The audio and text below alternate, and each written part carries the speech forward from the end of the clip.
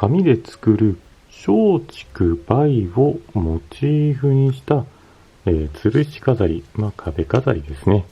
こちらの作り方をご紹介していきます。最初に松の葉から作り方を紹介していきます。まずは画用紙、長さの方が21センチ、幅は3センチにしていますが、幅はお好みの幅で大丈夫です。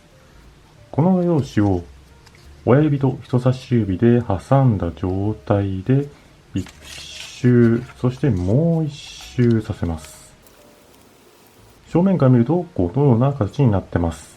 最初の末端と最後の末端がだいたい同じところに来るようにしています。内側と外側の輪っかの大きさはお好みで大丈夫です。ボンドで接着する場合は内側の方をずらしたところにボンドを塗ります。ボンドを塗ったらこれを戻して貼り付けます。貼り付いたら今度は親指側の方ですね、こっちを上にずらして、そしてここにボンドを塗ります。ボンドを塗ったら戻して貼り付けます。このような感じのものを作ります。ちなみにホチキスで留める場合ですが、先ほどと同じような形に丸めましたら、この指でつまんでる部分をこのように潰して尖らせます。尖らせたら持ち替えて、そしてホチキスで留めてください。こんな感じですね。こちらボンドの代わりでホチキスで留めた感じになります。これでも作ることができますので、お好みで作ってみてください。これをですね、同じように残り2枚も作ってください。残りの2枚も同じように貼り付けました。松の葉っぱの作り方のご説明にはなっていますが、これはですね、竹の葉っぱもですね、全く同じ工程で作りますので、竹の葉っぱ用の画用紙3枚も同じように加工してください。あとですね、一つ訂正がありまして、この画用紙の長さですが、松の葉の時に21センチとお伝えしていますが、実際は29センチになります。A4 サイズの画用紙、横幅いっぱいですね。幅については3センチになってます。竹の葉っぱの方も同じような形で3つ作りました。で、次にですね、これをこの貼り付けているところ、ここをですね、尖らせます。はい、こんな感じです。これをですね、残りの2つも同じようにやってください。残りの2つも同じように尖らせましたら、ボンドをですね、尖らせた先端のところから横に伸ばして塗っていきます。ボンドを塗ったらもう一つを先端合わせて貼り付けます。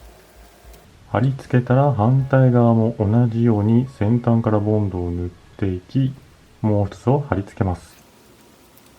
このような形のものを作ります。ボンドがしっかりくっつくのを待ちます。ボンドの方が貼り付いたら今度は葉っぱの先を加工します。丸い状態ですので、斜め上あたりを中の方に向けて軽く折り曲げます。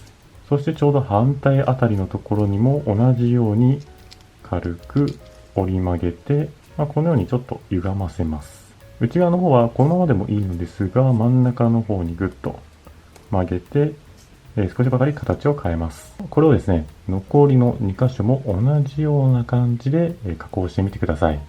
残りの2箇所も同じように曲げました。そしたら真ん中の部分を少しこう潰しまして、やや下の方を狭めます。これで松の葉の方の完成になります。では次は先ほど作ってた、竹の葉の方を作ります。松の葉と同じように作ったこちらの画用紙。これもですね、ボンドで貼り付けている部分を尖らせて、でさらにこの先端の方も、指で潰してしまいます。こんな感じです。これを残り2つも同じように加工してください。残り2つも同じように加工したら、ボンドをですね、折り曲げた先端のところ、横あたりにボンドを塗ります。ボンドを塗ったらもう1枚を貼り付けます。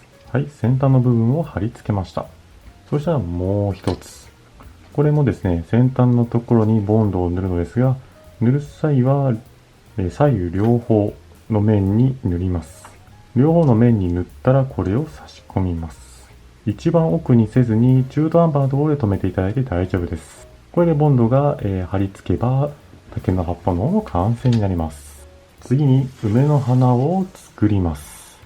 使用する画用紙は他と同じで、A4 サイズを切った29センチと、あと幅の方を3センチにしてます。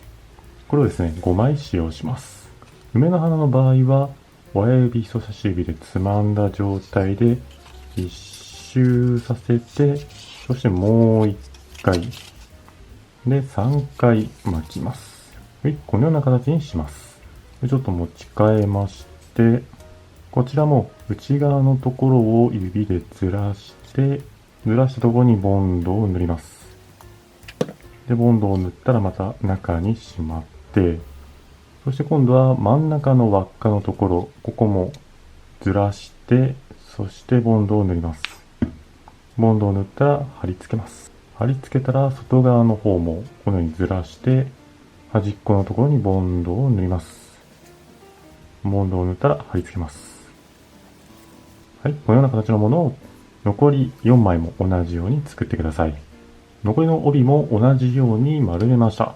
そしたらですね、こちらもボンドを貼り付けた部分をこのように指で潰して、で、尖らせてください。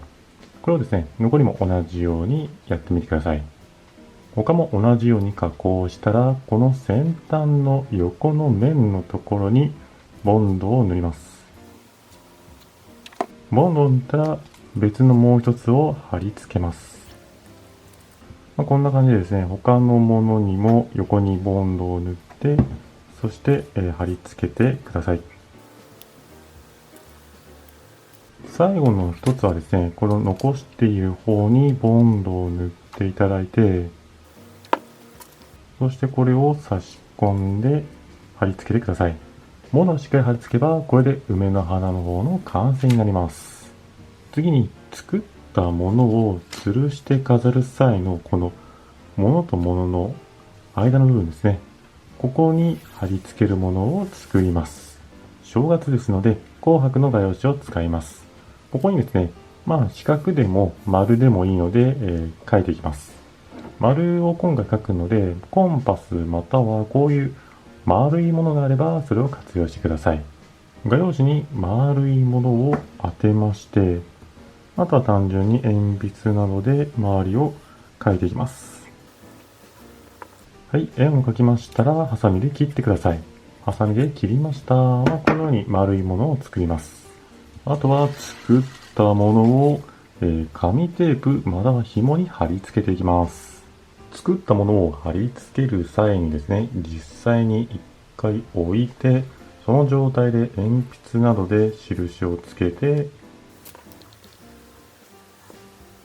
それから貼り付けてください。位置の方が決まりましたらボンドを塗ります。塗る位置は2箇所塗ってください。下の部分と、あと上の部分に2箇所。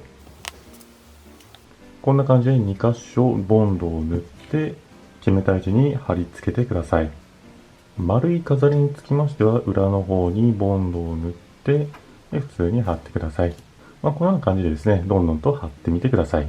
他のものも同じように貼り付けました。あとはですね、この下の方、一番下に梅の花を貼りましたが、順番を変えたりしていただいても OK です。で、さらにですね、この下を延長して、そのさらに下にタッセルなどを貼り付けるのもいいのかなと思いますので、お好みで作ってみてください。これで完成になります。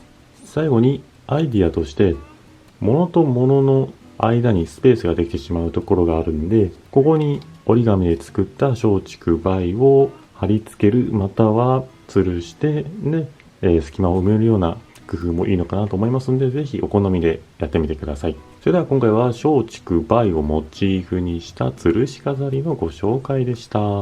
今回のこの内容がですね、参考になったとか、実際に作ってみたいと思われた方は、ぜひ動画の高評価お願いします。あとチャンネル登録もお忘れずに。それではご視聴ありがとうございました。